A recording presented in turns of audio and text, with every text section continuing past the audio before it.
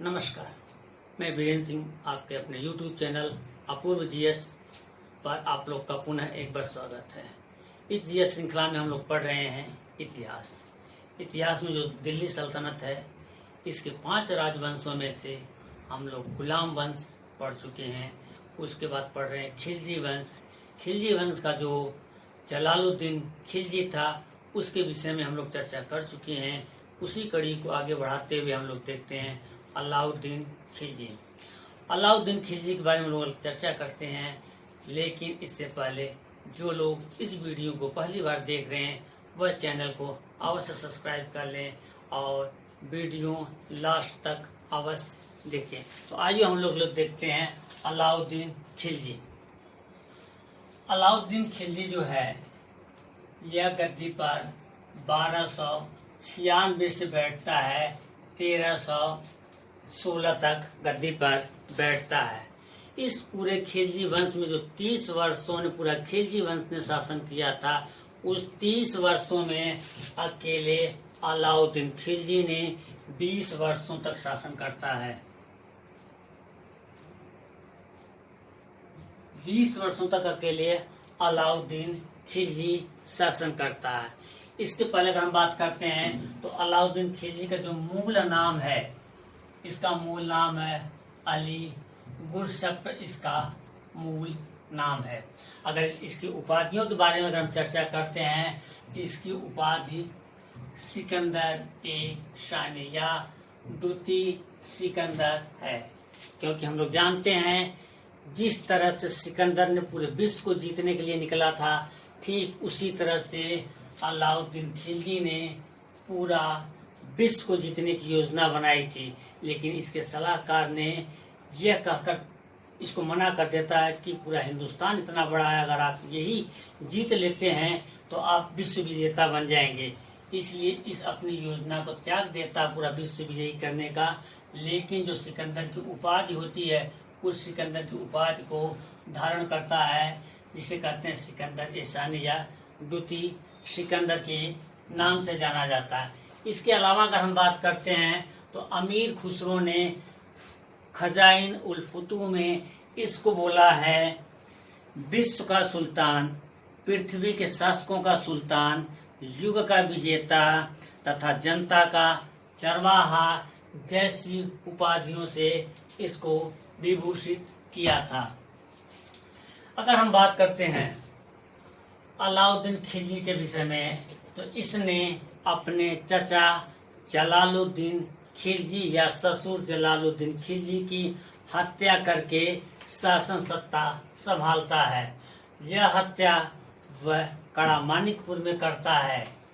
इसके बाद अगर हम बात करते हैं अलाउद्दीन का जो राजत्व का सिद्धांत है, इस राजत्व के सिद्धांत में इसका 3 बातें आती हैं। लेकिन इससे पहले अगर हम चर्चा करते हैं तो इसका राज्याभिषेक होता है अलाउद्दीन खिलजी का। यह बलबन के लाल महल में अपना राज्याभिषेक करवाता है। और इससे पहले अगर हम बात करते हैं, सुल्तान बनने से पहले अलाउद्दीन खिलजी कड़ा मानिकपुर का सूबेदार था। इसी कड़ा मानिकपुर में जलालुद्दीन खिलजी का इसने वध कर दिया था। अब इसका जो राजत्व आता है, यह धर्म को इसने राजनीति से पृथक कर दिया। और यह पहला शासक का क्वेश्चन आता है कि धर्म को राजनीति से पृथक करने वाला पहला सुल्तान कौन सा है? यह है अलाउद्दीन खिलजी, क्योंकि इसमें राजनीति को धर्म के अंदर नहीं आने दिया और धर्म अलग और राजनीति अलग, इस तरह से इसने सिद्धांत लगाया। इसलिए उलेमा वर्ग इसमें बहुत ज्यादा हस्तक्षेप नहीं कर पाते हैं। और यह एक स्टेटमेंट भी देता है कि मैं यद्यपि मैंने कोई पुस्तक नहीं पढ़ी है, मुझे कोई ज्ञान नहीं है, लेकिन मैं जन्म से मुसलमान हूँ, इस तरह से कहता है और धर्म को राजनीति से पृथक कर देता है। दूसरा, इसका राजत्व की अगर हम बात करें तो यह साम्राज्यवाद इसका है, यानी इसने अपने विजयों के माध्यम से पूरे अलाउद्दीन सबसे ज्यादा जाना जाता है। इसकी विजयों की हम चर्चा करेंगे 2 तरह से। पहला विजय उत्तर भारत की विजय, दूसरा है आपकी दक्षिण भारत की विजय। इसको हम अभी चर्चा करेंगे आगे। इसके बाद अगर हम आगे बात करते हैं तो शासक की निरंकुशता पर बल देता है। यह कहता है कि जो शासक है वह निरंकुश होना चाहिए, इस पर किसी का अंकुश नहीं होना चाहिए, और प्रजा की भलाई के लिए जो कार्य किया जा सकता वही राजा करेगा, ऐसा यह बोलता है।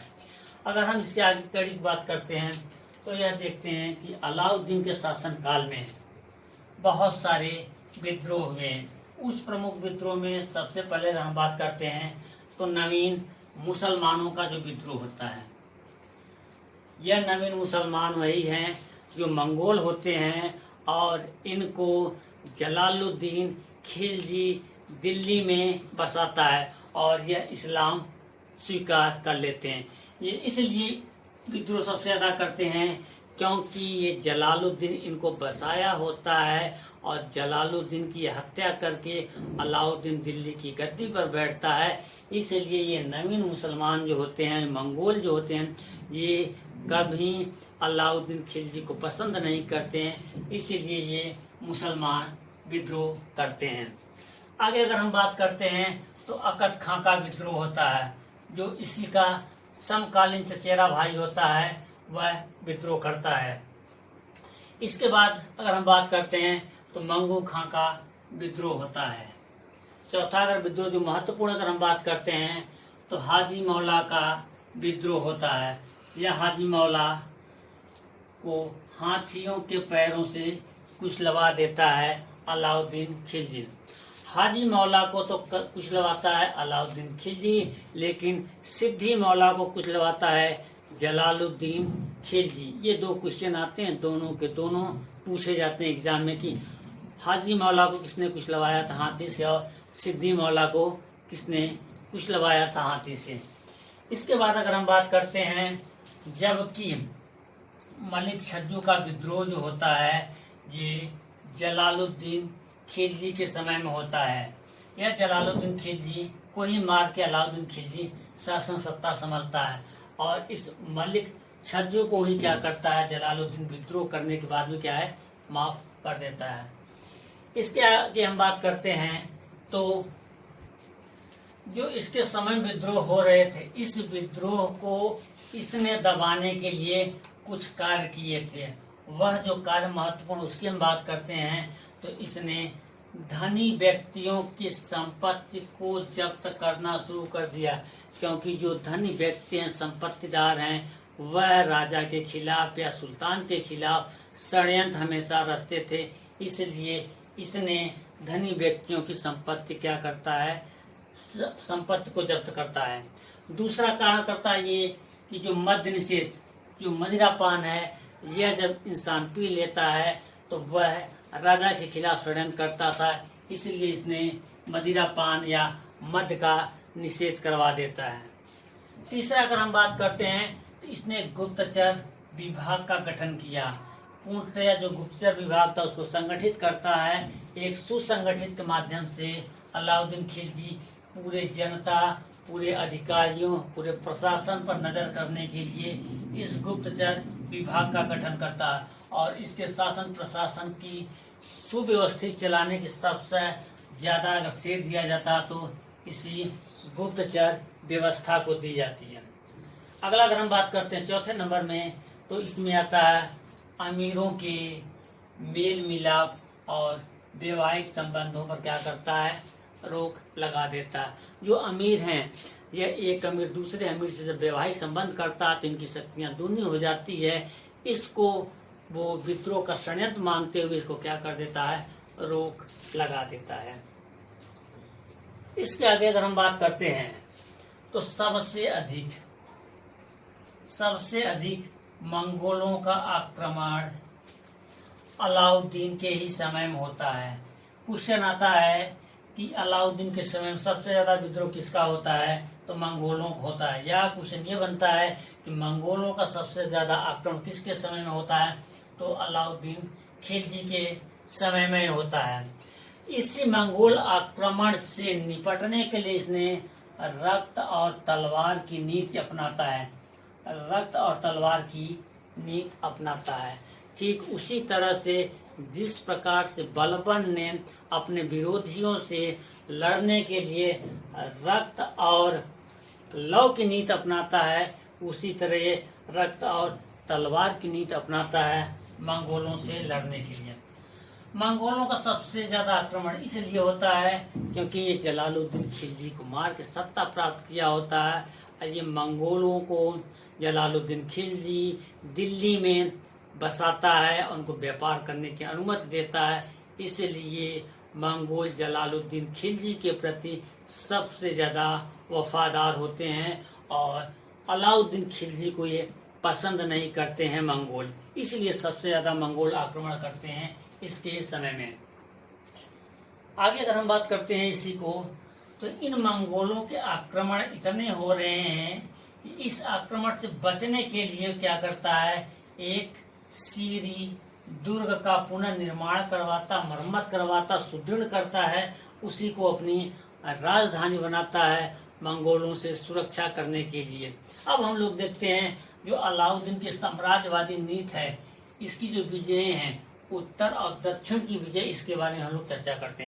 अलाउद्दीन की जो साम्राज्य विस्तार थी, इस साम्राज्य के विस्तार की अगर हम बात करते हैं तो ये दो भागों में होता है, एक तो उत्तर भारत का विस्तार, दूसरा दक्षिण भारत का विस्तार। सबसे पहले हम देखते हैं उत्तर भारत का विस्तार। यह जो उत्तर भारत का विस्तार होता है इसको बोलते हैं हम शॉर्टकट में गुरचिमा से जलाओ। गु से आपका गुजरात, र से आपका रणथंभौर, ची से आपका चित्तौड़, म से आपका मालवा, स से आपका सेवण और जालौर। ये इसकी प्रमुख उत्तर भारत की विजय है। अब इसकी हम चर्चा करते हैं एक एक का। सबसे पहले अगर हम बात करते हैं 1297 ईस्वी में इसने गुजरात के शासक जो होते हैं रायकर्ण पर ये आक्रमण करता है। रायकर्ण यहाँ से डर के मारे भाग जाता है और इस साम्राज्य पर इसका स्थापना हो जाती है, यानी विजय प्राप्त कर लेता है। और रायकर्ण की जो पत्नी होती है कमला देवी, इसको अलाउद्दीन खिलजी बंदी बना लेता है। बाद में इस कमला देवी से क्या है, अलाउद्दीन खिलजी क्या कर लेता है, विवाह कर लेता है और इसको रानी का प्रमुख दर्जा प्राप्त देता है। अगर हम बात करते हैं तो इसी गुजरात में जो मलिक काफूर था वह इसको 1000 दिनार में इसी गुजरात से खरीदा था अलाउद्दीन खिलजी ने। आगे हम बात करते हैं 1301 ईस्वी में आता है, रणथंभौर पर आक्रमण करता है और रणथंभौर का जो शासक होता है हमीर देव चौहान होते हैं, इनको क्या करता है, ये पराजित करता है, अपने साम्राज्य में इनके राज्य को क्या कर लेता है, मिला लेता है। आगे अगर हम बात करते हैं सबसे महत्वपूर्ण जो है आपका 1303 ईस्वी में चित्तौड़ पर आक्रमण करता है। ये जो चित्तौड़ पर आक्रमण करता है तो यहाँ का शासक होता है राजा रतन सिंह। इस राजा रतन सिंह की पत्नी होती है पद्मावती। हम लोग कहानी में पढ़ चुके हैं, राजा रतन सिंह की पत्नी जो पद्मावती हैं खूबसूरत होती हैं। इनको देखने की चाहत में अलाउद्दीन ऐसा यहाँ पर आक्रमण करता है। लेकिन ये सब क्यों दंतियां हैं, एक हमारे मलिक मोहम्मद जैसी हैं जिनकी पुस्तक है पद्मावत, उसमें ऐसा उल्लेख मिलता है। कहा यह जाता है कि अलाउद्दीन खिलजी ने राजा रतन सिंह पर आक्रमण करते हैं। जो राजपूत शासक हैं, लेखक हैं, ये कहते हैं कि राजा रतन सिंह अलाउद्दीन से युद्ध करते हुए युद्ध भूमि में ही वीर गति को प्राप्त हो गए थे। लेकिन तत्कालिक समय के जो मुस्लिम इतिहासकार हैं वह कहते हैं कि नहीं, राजा रतन सिंह बंदी बना के अलाउद्दीन खिलजी के सामने लाए जाते हैं। जो भी हो, ये सत्यता अलग है। अगर हम बात करते हैं इस चित्तौड़ को जीतने के बाद अलाउद्दीन खिलजी ने अपने पुत्र खिच खां के नाम पर इसका नाम खिजाबाद रख देता है। चित्तौड़ विजय और रणथंभौर विजय की खासियत यह है कि जो इतिहास में अमीर खुसरो होता है एक राइटर, यह दोनों युद्धों में अलाउद्दीन खिलजी के साथ गया होता है इसमें भाग लेने के लिए। आगे अगर हम बात करते हैं 1305 ईस्वी में मालवा का जो शासक होता है महाकल देव, इस पर आक्रमण करता है। इसको विजय करता है और अपने साम्राज्य में इसको भी मिला लेता है। इसके आगे अगर हम बात करते हैं 1308 ईस्वी में सेवान या सेवण कहलाता है, यहाँ का शासक होता है शीतल देव परमार। इनको भी विजय इससे प्राप्त करता है और अपने साम्राज्य में क्या करता है, इसको भी मिला लेता है। आगे अगर हम बात करते हैं तो 1311 ईस्वी में जो होता है जालौर। 1311 ईस्वी में जालौर का शासक होता है चौहान वंशी कन्हा देव। इस पे आक्रमण करता है, उसके साम्राज्य को अपने साम्राज्य में मिला लेता है। और अलाउद्दीन खिलजी का जो आक्रमण अंतिम होता है 1311 में जालौर में, यह उत्तर भारत में अलाउद्दीन का यह अंतिम अभियान होता है। अब हम देखते हैं इसके आगे दक्षिण भारत का अभियान। अलाउद्दीन का जो दक्षिण भारत अभियान है, इसका द्वितीय, इस दक्षिण भारत अभियान को पूरी तरह से मलिक काफूर द्वारा पूरा किया गया था। इस दक्षिण अभियान पर केवल मलिक काफूर ने ही पूरे दक्षिण भारत को जीता था। और इसका दक्षिण भारत जीतने का जो अलाउद्दीन खिलजी का उद्देश्य था, केवल और केवल धन की प्राप्ति थी। इसको पूरा करता है मलिक काफूर, जिसको 1000 दिनारी के नाम से भी जाना जाता है, और यह एक हिजड़ा था। अब हम देखते हैं सबसे पहले 1307 से या 1308 ईस्वी में पहला आक्रमण होता है इसका देवगिरी पर। देवगिरी के जो शासक होते हैं रामचंद्र। इनको बंदी बना करके अलाउद्दीन के सामने पेश किया जाता है, और अलाउद्दीन ने रामचंद्र को पूरा सम्मान देता है। इस सम्मान के तहत रामचंद्र को रायन की उपाधि देता है, तथा स्वर्ण छत्र और गुजरात के नवसारी का जागीर प्रदान करती है। इससे जो रामचंद्र है यह बहुत प्रसिद्ध होता है, और प्रसन्न होने के साथ साथ ये है कि जो दक्षिण भारत में अलाउद्दीन के खिलजी का जितने भी है अभियान, सभी का सहयोग करने का वादा करता है। आगे अगर हम बात करते हैं तो इसमें आता है 1309 और 1310 ईस्वी में तेलंगाना पर आक्रमण करता है। और तेलंगाना की जो राजधानी होती है ये वारंगल होती है। यहाँ का शासक होता है प्रताप रुद्र देव। प्रताप रुद्र देव पर जब मलिक काफूर आक्रमण करता है, तब प्रताप रुद्र देव ने अपने एक स्वर्ण जड़ित मूर्ति बनवाता है। उस मूर्ति में जंजीर से, सोने की जंजीर से बंधी हुई हाथ को अपने स्वर्ण ले जाके मलिक काफूर को देता है, यानी अपने आप को आत्मसमर्पण कर देता है।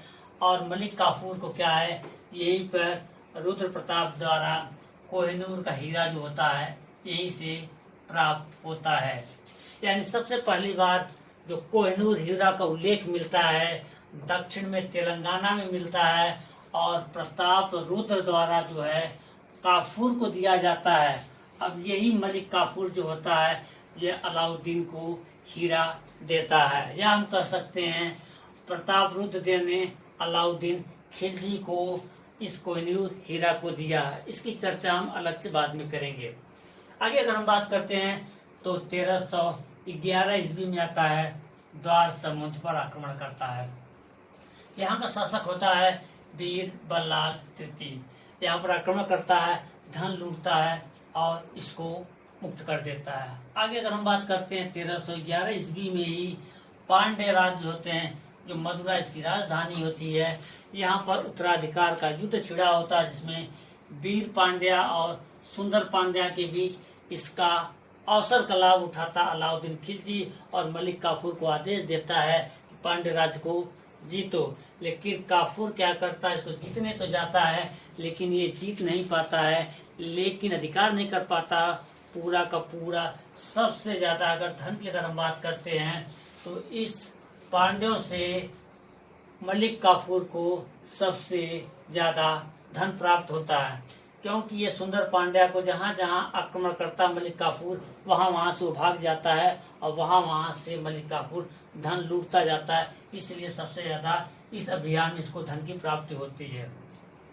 अगर बात करते हैं ये जो पांड्य राज्य हैं, ये पांड्य राज्य अलाउद्दीन की अधीनता कभी स्वीकार नहीं करते हैं। क्वेश्चन आता है कि कौन सा दक्षिण भारत का राज्य है जो अलाउद्दीन की अधीनता नहीं स्वीकार करता, तो आपका पांड्य राज्य अधीनता कभी नहीं स्वीकार करता है। इसके बाद अगर हम आगे चर्चा करते हैं तो 1312 ईस्वी में देवगिरी का द्वितीय अभियान करता है। अब इस समय इसका शासक होता है शंकर देव या सिंहदेव। जो रामचंद्र होते हैं, ये रामचंद्र की मृत्यु हो जाती है तो इनका ज्येष्ठ पुत्र जो होता है शंकर देव या सिंहदेव, ये अलाउद्दीन खिलजी की जो अधीनता होती है वो त्याग देता, कर देने से मना कर देता है। इसलिए इस सिंहदेव या शंकर देव को पराजित करने के लिए मलिक काफूर क्या करता है, फिर वापस देवगिरी पर आक्रमण करता है और यहाँ पर परास्त करता है शंकर देव की मृत्यु हो जाती है और मलिक काफूर इसी देवगिरी से शासन करने का अपना विचार बनाता है और मलिक काफूर का यह देवगिरी का जो द्वितीय आक्रमण होता है, यह इसका अंतिम अभियान होता है। इस प्रकार अलाउद्दीन खिलजी से संबंधित उसके जीवन परिचय, उसकी कठिनाइयां और उसके उत्तर और दक्षिण भारत के विजयों से जितने भी क्वेश्चन बन सकते थे, सबको एक जगह समेटने की कोशिश की गई है। अगर यह वीडियो आपको पसंद आता है तो लाइक शेयर और सब्सक्राइब अवश्य करें। जो लोग इस वीडियो को पहली बार देख रहे हैं, चैनल को अवश्य सब्सक्राइब कर लें तथा पूरा वीडियो देखने के लिए सभी लोगों का धन्यवाद। जय हिंद दोस्तों।